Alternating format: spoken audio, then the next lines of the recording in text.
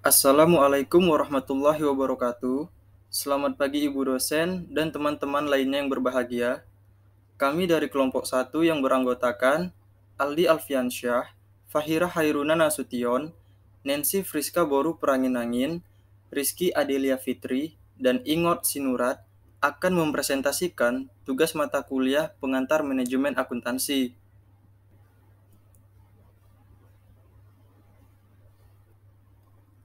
Adapun materi yang akan kami bahas adalah fungsi perencanaan dan pengambilan keputusan.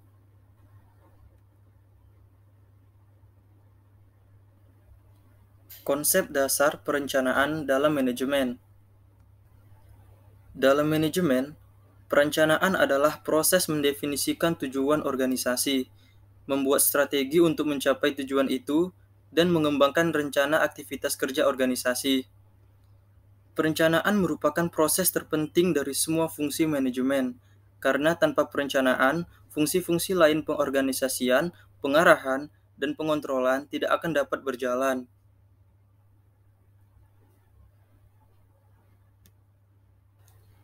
Prosedur perencanaan menetapkan tujuan atau serangkaian tujuan, merumuskan keadaan sekarang atau saat ini, mengidentifikasi segala kemudahan dan hambatan yang dapat terjadi, mengembangkan rencana untuk mencapai tujuan. Lalu melakukan perencanaan, menentukan tujuan, menentukan tempat, menyediakan alternatif, membuat rencana turunan, membangun kerjasama, dan menilai rencana. Dan ada kendala-kendala dalam perencanaan, yaitu ketidakmampuan membuat rencana, terlalu mengandalkan diri pada unit perencanaan, lemahnya informasi, dan ketidaksediaan menyingkirkan tujuan alternatif.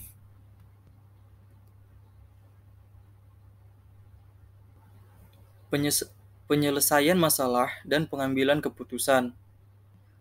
Penyelesaian masalah adalah suatu tindakan yang dilakukan untuk menyelesaikan suatu permasalahan dengan cara mendefinisikan masalah, menentukan penyebab utama dari suatu permasalahan, mencari sebuah solusi dan alternatif untuk pemecahan masalah, dan mengimplementasikan solusi tersebut sampai masalah benar-benar dapat terselesaikan. Pengambilan keputusan merupakan kegiatan pemimpin yang dapat dijumpai pada suatu tingkatan dan semua bidang manajemen. Dan sampai pada akhir definisi dari pengambilan keputusan adalah suatu pendekatan yang sistematis terhadap hakikat suatu masalah, pengumpulan fakta-fakta dan data, penentuan yang matang dari alternatif yang dihadapi, dan mengambil tindakan yang menurut perhitungan merupakan tindakan yang paling tepat.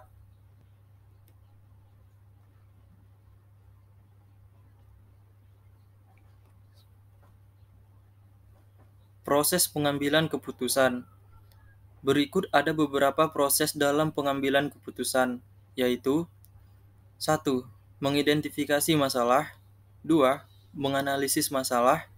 3. Muncul alternatif sosial. 4. Membuat pilihan yang terbaik. 5. Mengonversi keputusan menjadi suatu tindakan. 6. Menjalankan dan mengevaluasi tindakan.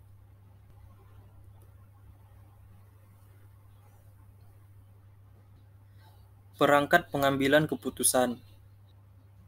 Perangkat lunak pengambilan keputusan atau perangkat lunak DM adalah untuk aplikasi komputer yang membantu individu dan organisasi membuat pilihan dan mengambil keputusan. Biasanya dengan memberi peringat, memprioritaskan, dan memilih dari sejumlah opsi.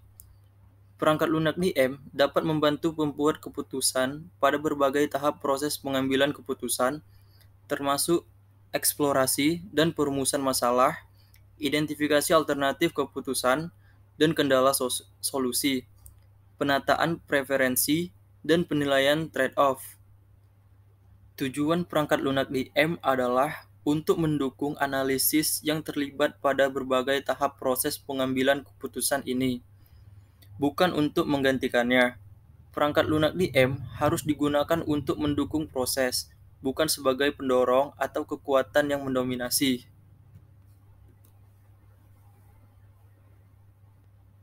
Pengambilan keputusan kelompok. Pengambilan keputusan kelompok secara umum biasanya membutuhkan waktu lebih lama untuk mencapai keputusan.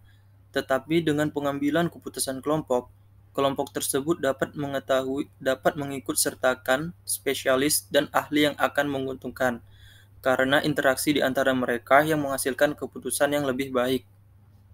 Keputusan-keputusan tertentu tampaknya memang menjadi lebih baik jika dibuat oleh kelompok, seperti keputusan tidak terprogram lebih cocok jika dibuat oleh kelompok.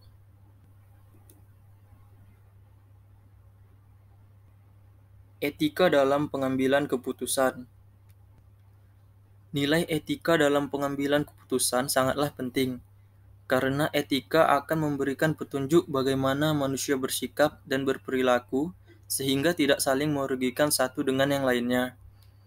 Terlebih lagi, bagi seorang pemimpin dalam mengambil keputusan selalu dihadapkan pada dilema etika dan moral, sehingga keputusan yang diambilnya adalah mengacu tidak hanya pada kepentingannya sendiri, melainkan juga kepentingan orang banyak, termasuk lingkungannya, dan tentunya pengambilan keputusan yang dilakukan tanpa mengacu pada nilai-nilai etika dan moral akan menghasilkan kehancuran.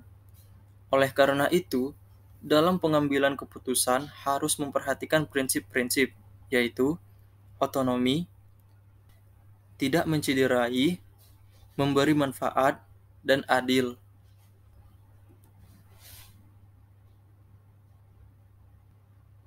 Di sini kami menampilkan contoh dari kasus perusahaan smartphone.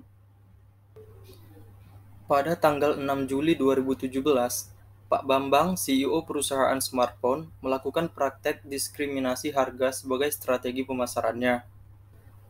Pak Bambang mencoba menurunkan harga smartphone mereka yang sangat sukses sekitar 1 juta rupiah dari harga semula 8 juta rupiah yang merupakan harga perkenalan yang telah ada sekitar 2 bulan. Setelah menurunkan harga produk smartphone, ia menerima email yang sangat banyak dari para pelanggan yang kecewa serta marah. Tetapi 5 hari setelah itu, Pak Bambang menawarkan 500 ribu rupiah kredit yang dipakai di toko serta online store kepada pelanggan yang telah membayar penuh. Dilihat dari permasalahan Pak Bambang tentang penyusutan harga termasuk ke dalam putusan secara strategis. Hal ini disebabkan oleh manajemen puncak, yaitu CEO dari suatu organisasi. Di sini Pak Bambang mengambil keputusan dengan metode keputusan intuisi dengan pengembangan serta analisis terhadap bermacam tindakan. Dengan kata lain, Pak Bambang berpikir kalau dengan merendahkan harga maka bakal menciptakan keuntungan yang lebih dari sebelumnya dengan penjualan di pasaran yang terus melonjak serta semakin banyak peminatnya. Sebab smartphone ini dijual dengan harga murah dengan etikat buat mempromosikan lebih luas produk ini dikenal oleh masyarakat yang lebih luas. Semakin banyak pengguna, maka akan populer tersebut serta nantinya produk ini pantas dijual dengan harga lebih tinggi.